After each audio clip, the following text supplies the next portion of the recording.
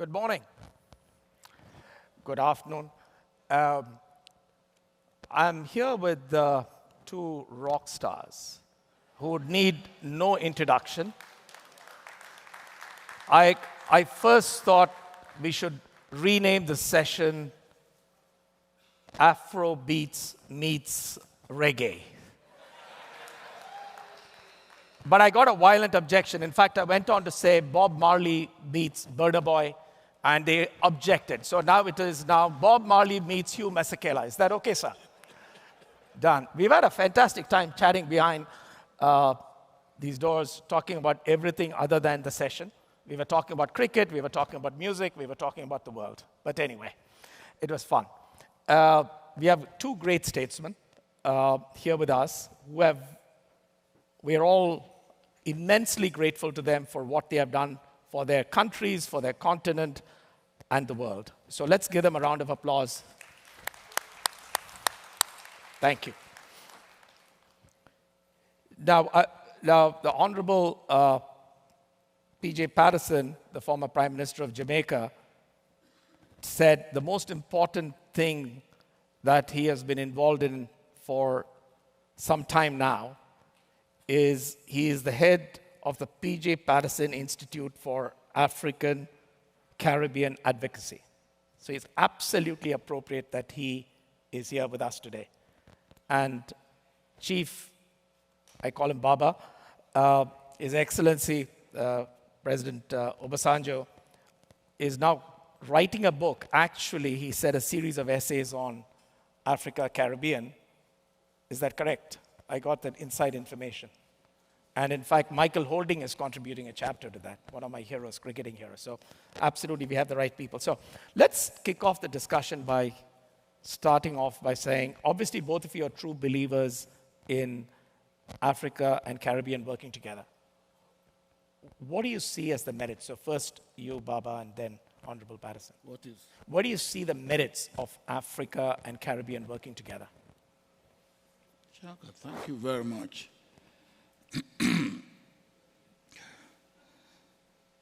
It's like saying, your question is like saying, here are twin brothers. And then you ask, what is the merit of twin brothers working together, living together, and coming together? Africa and the Caribbeans. They are one and the same people, the same culture. When I had the opportunity of going to prison, thanks to one mad soldier in Nigeria called Abacha, and I came out,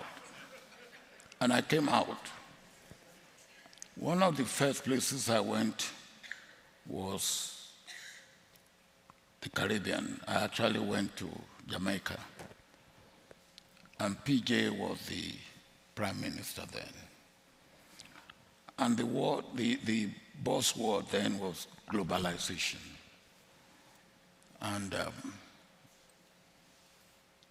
PJ permitted me to speak to the Parliament and to have many opportunities to speak. And I said, look, here we are again, globalization. If we were not globalized, you people will not be in Jamaica and the Caribbean. So don't let anybody come up and say to us and package these things and give to us, and without us unwrapping it and looking at the content, what is there. We mouth it, we take the received package, and we carry it all over. They would say, and the globalization, of course, as you know, and I will come to the book you talk about, we were globalized.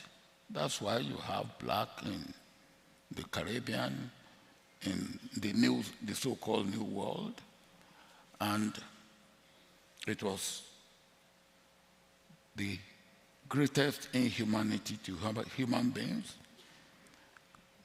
the height of cruelty, the height of iniquity, the most or the greatest movement of people from one continent to another. For what reasons? For the greed of human beings. Now, we left that, slavery and slave trade. We got into colonialism on the African continent, on the Caribbean side. At that time, they were not talking of globalization anymore. It was separation. We in Africa must not even be connected with they in the Caribbean, except for punishment. Those of you who know the history will remember the history of the king of Opobo, King Jaja of Opobo, who was shipped as a punishment, exiled from Nigeria to the Caribbean. And for what? It's a fantastic place. Well, not when if you had to be exiled, you might as well be in the Caribbean. No.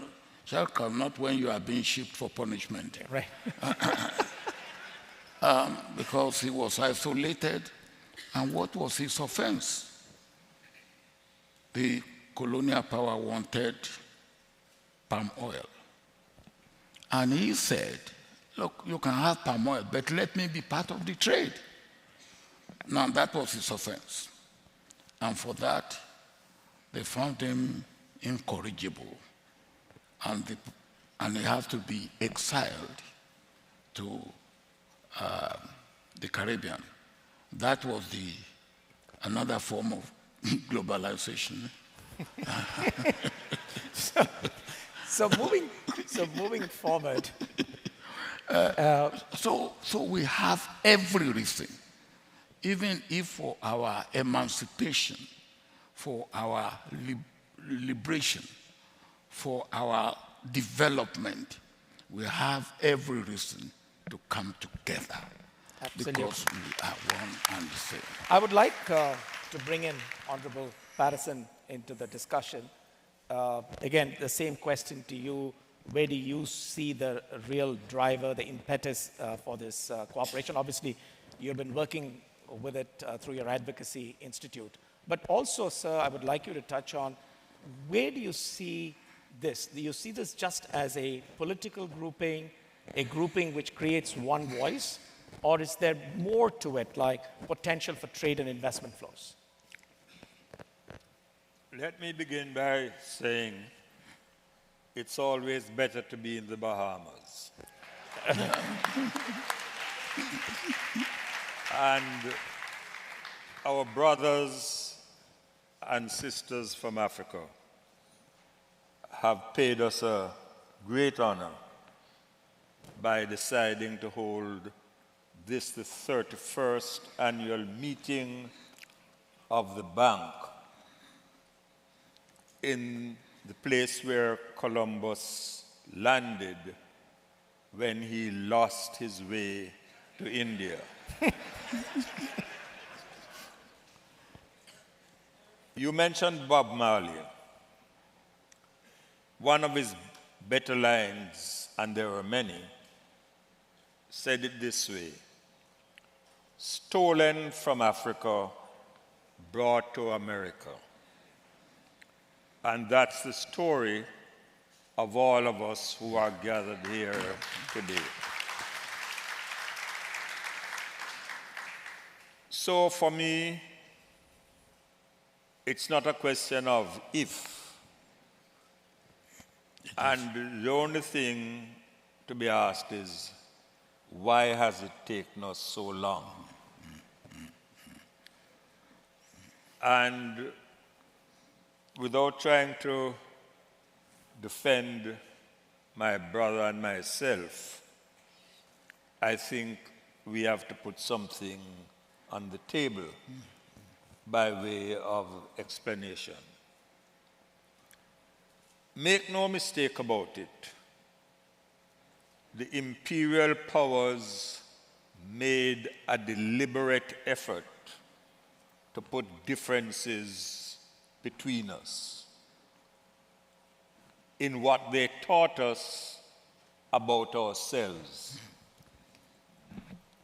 For a very long time, they were referring to the dark continent and singing in the church, "O'er heathen lands afar." If it was so good in Europe, why were they trespassing in Africa?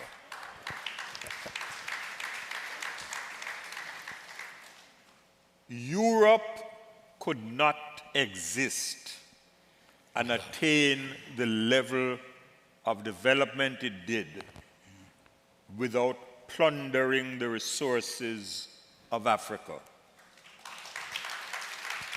both natural and human. Africa has rightly declared that it consists of 6 regions.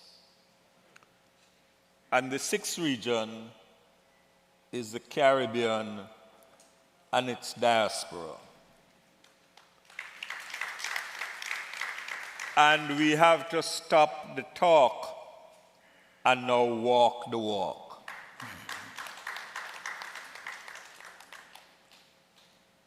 For a very long period, we in the Caribbean have been contributing to the struggle for the liberation of Africa and the abolition of the heinous crime against humanity of apartheid. And here I make specific mention of the contribution made by Cuba.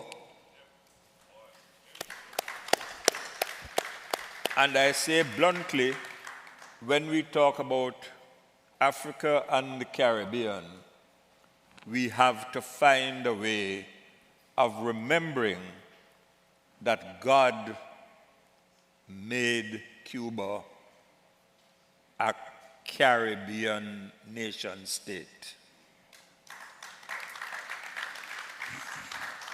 In the Caribbean also is the country of Haiti, which struck the first blow for freedom to defeat the army of Napoleon, and which again was deliberately ravished, destroyed by the colonial powers and made to pay a price for its freedom. Putting it straight, the present world order was not designed for the likes of us. We had no voice in it. No.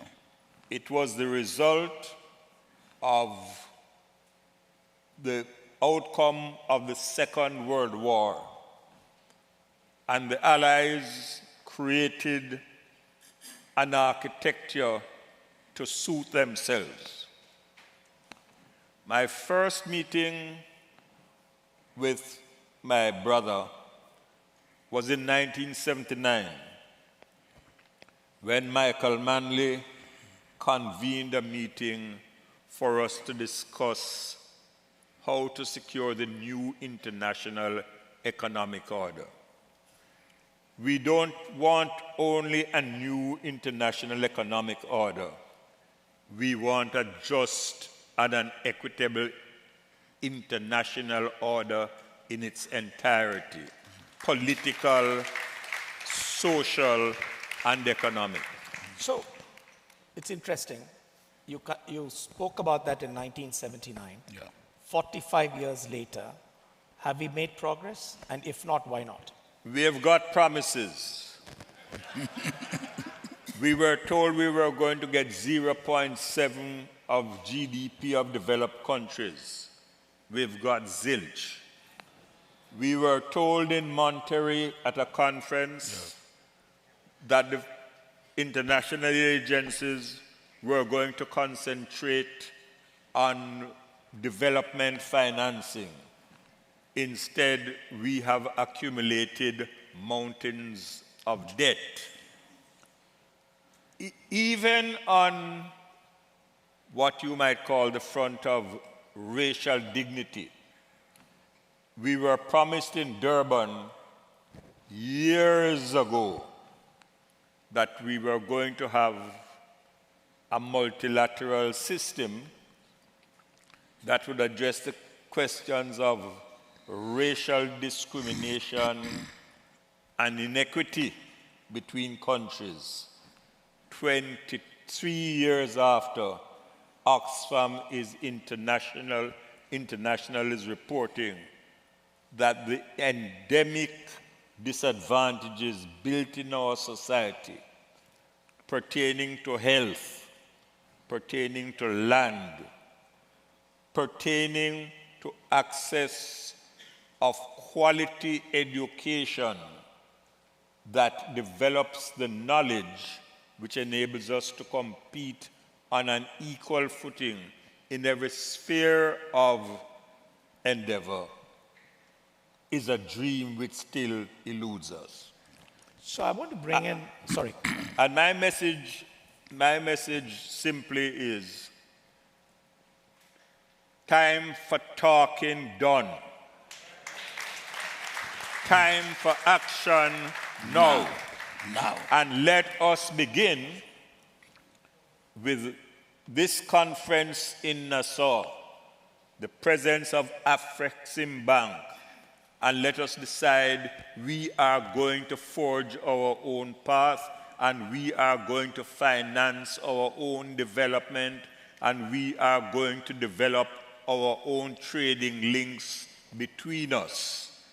Nobody will stop us if we act as one. So there is actually a well-known global organization which focuses on no action, talk only. It's called NATO.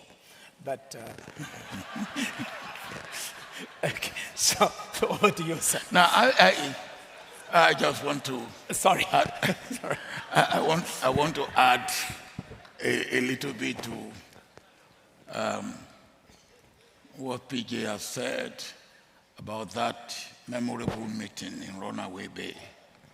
And you remember, I remember vividly, we had Nordley from Norway, we had Pierre Trudeau from Canada, we have Malcolm Fraser from Australia, we have the German,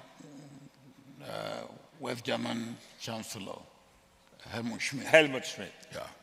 And I remember Helmut Schmidt said to us that he doesn't believe in the new order that deprives his country shipbuilding opportunities that is now moving to Asia.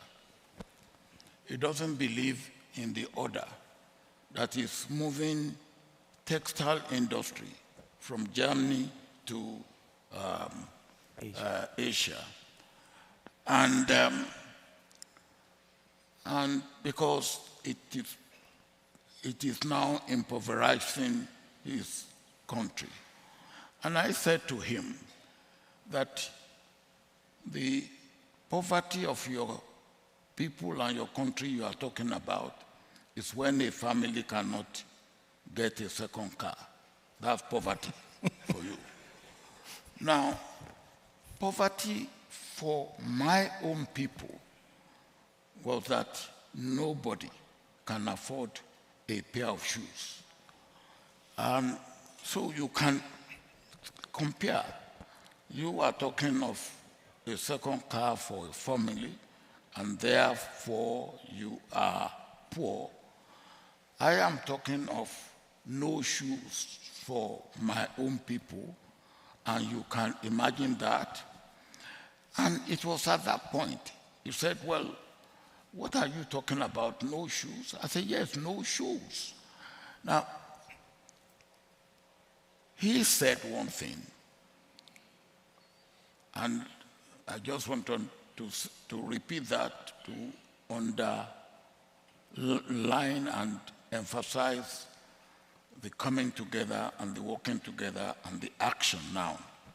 He said, all these things that we are doing in Asia and in Africa, which is depriving them of what they used to have, shipbuilding, textile industry, they will forgo, but they will come up with high tech. And that is where they will catch us. And they really went for high tech. Well, we were made to believe that even the food that we have to eat, we cannot produce. And this is part of received ideas that we have taken on, unfortunately, with, if I may put it, almost with slavery and slave mentality, unfortunately. We have to get out of this. And nobody will help us. One of the first lessons I learned from my father is that what you can do for yourself, don't outsource it for somebody else to do it for you. Because it will not be good enough. We have outsourced our development to others to do for us. The time has come when that should stop. We have talked too much, and the time has come when it's no longer tautology, it is action. We have even talked of political will. I now talk of political action. Will without action is abortion. Now, we must have action. And PJ said, this is an opportunity. At this point, I want to pay tribute to AFREXIMBANK and some of the actions that have been taken in recent times. AFREXIMBANK, I was with AFREXIMBANK last year when AFREXIMBANK established an office in Barbados. For the first time, we have an African institution establishing an office in the Caribbean, actually taking and acting on the policy of AU at its inception. Because at the inception of AU, we have, as PJ said, 5 regions, and the Caribbean was meant to be the 6th region. Unfortunately, and that is again where the action has to take place, it was meant that when AU meets annually, the president or chairman of CARICOM will be with us. And when CARICOM meets, the president or chairman of AU will come and address. Now, these are institutions that must interlink and interact and work together and action together. And we can do it. And we have to do more of what AFREXIMBANK has done. I think what President Orama and the team have done has been fantastic and really set the stage for this. So I want to turn to actually both of you. Clearly, the sense is historically we have been, to put it bluntly, we've been all screwed. But now it's time for us to take charge of our own destiny and work together. This session is about pausing and reflecting as we seek to share our common destiny. And I just speak of one experience. In the 70s, the European Union was negotiating with its former colonies, Africa, the Caribbean, and the Pacific. We started off the negotiations as 3 separate groups.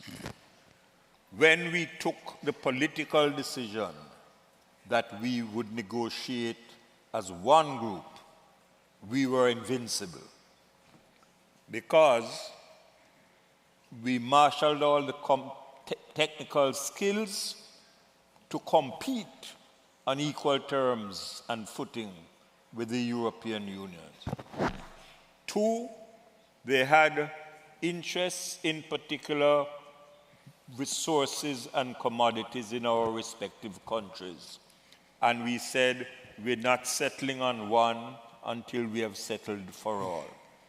So it shows what is the result when we come together. United we stand, divided we fall. Now let's talk about the future.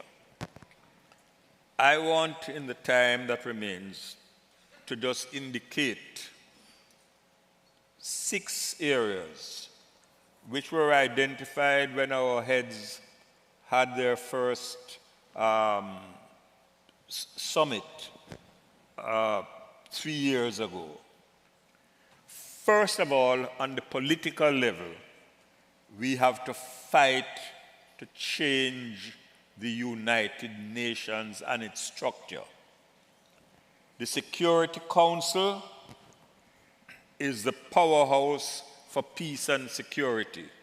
When any of the permanent members has an interest, we see the inability to act. Africa has no position at present. We must be resolute. The 54 countries of Africa, 14 countries of the Caribbean, 68 of us, we must demand that Africa has a permanent seat in the Security Council. Secondly, we must demand a total overhaul of the multilateral lending institutions. They call themselves donor agencies. Donor agencies give. Donor agencies do not lend to be paid back. And our whole economic system is lopsided. They create special drawing rights and they get the bulk of it. They don't respond to the challenges sufficiently of things like COVID and of climate change. The third thing we have to do, and this is within our competence, we must build trading links between Africa and the Caribbean. The slave trade must be converted into a trade of goods and services. We will expand on that, but at the moment, Africa only accounts for 3% of total world trade and the Caribbean 0.5%. We don't need anybody's permission. We can trade among ourselves. If Europe could do it on a triangular basis, we must be able to do it on a direct basis. The fourth thing that I want to emphasize is knowledge. It has always been the case that knowledge is power, but even more so in the age of technology, we must emphasize education.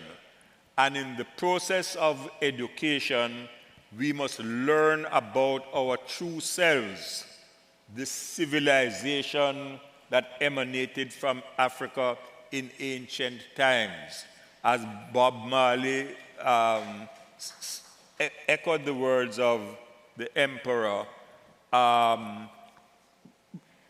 we are advanced in knowledge. We are one human race. Out of that education, we must insist on technology.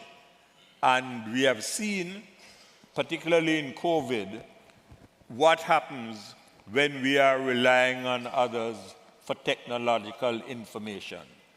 And the sixth thing that I want to say, which is an adoption of a meeting taken by Caribbean heads here in Nassau in 1993.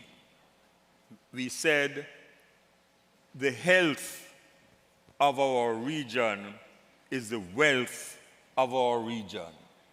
So the health of Africa and the Caribbean is the wealth of Caribbean and the region. One last thing before I end. We had our first summit 3 years ago. I am very concerned that we have not yet arranged for the second summit. I know from experience what is the danger when you start something, however well-intentioned, and you allow your attention to be diverted to other things. BRICS has its place, the G20 has its place, the ACP has its place, but nothing must be allowed to interfere with the development of Africa and the Caribbean as one single bloc that acts in concert on the political, economic, and social fronts. And let us decide here in Nassau, we will accept nothing less. Fantastic. In fact, Honorable Watson, yesterday actually Aliku Dangote was on stage and he was actually talking about, to your point about trade and investment, he actually believes there's a huge potential to bring refined product from Africa into Caribbean. Why does Caribbean need to import it from elsewhere? It'll be cheaper, better, higher quality. Same thing for cement and so on. So I want to... I agree entirely. Mike? Yeah. Is it working? Could you give us a handheld, please? Oh, thank you, sir.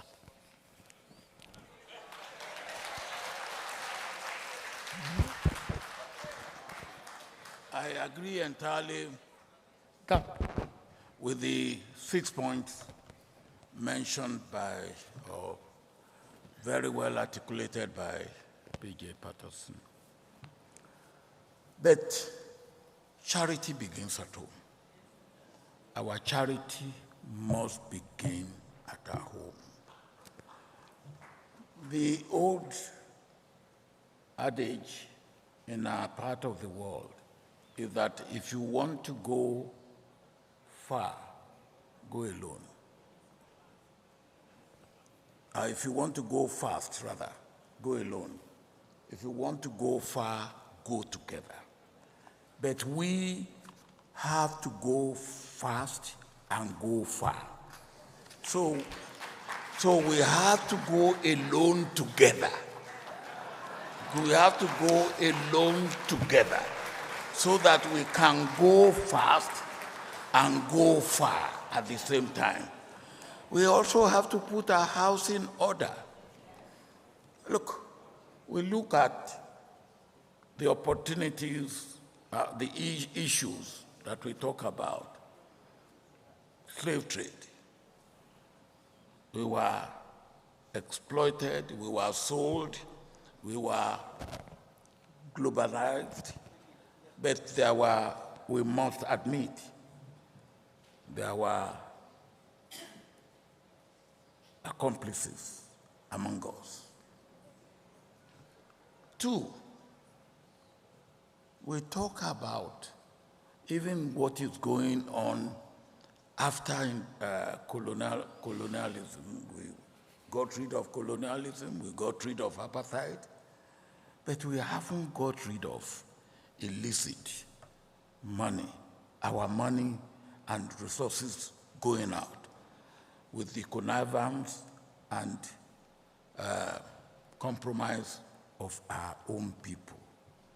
And this is where I stress the point that our charity must begin at home. We have to put our own house in order. We have to put an end to waste and corruption among ourselves. And we must be able to look at ourselves straight in the face and say to ourselves, this is wrong. You don't put men and women of character, men and women of enchanting attribute in places where they should be. If you put an armed robber to guard your house, you know how insecure your house will be. And that's what we do in most cases. So for me, yes, this meeting must be seen at the beginning of action.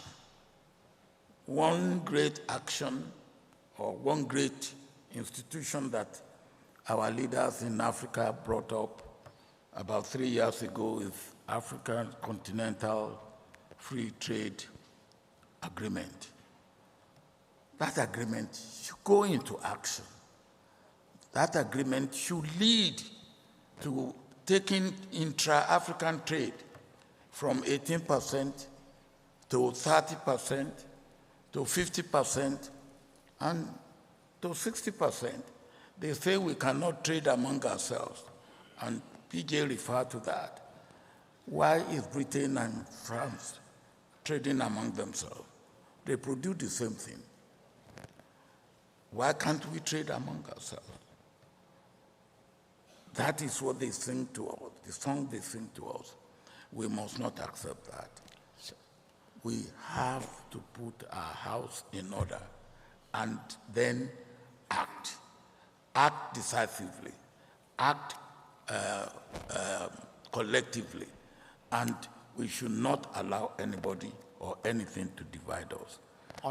The world will go along with us if we give the world a bash. If you want the best out of the world, we have to give the world a bash. Fantastic. Now, I know time's up, but we've got two important questions for both of you. One for you, sir, and one for you. I just got an email from one of the political leaders in Asia saying, you're on stage moderating this gentleman from Jamaica who won 4 terms successively in office. What's the secret? What's the secret? Listening to the people and responding to the people's needs. Fantastic. And to you, Baba, we just saw you running out there. You play squash still every day in the morning? What's the secret of your good health? Well, I will say the grace of God, but as you have rightly said, I watch what I eat. Fantastic. I exercise, and I think I watch what I drink as well. Fantastic. Now, on that note, we need to bring this great conversation to a close, except both of you have laid out a grand vision for what this new construct of Africa needs to look like. We look forward to having you both here on stage in 2034 and reporting to you that most of that has been achieved. Thank you. Thank you very much.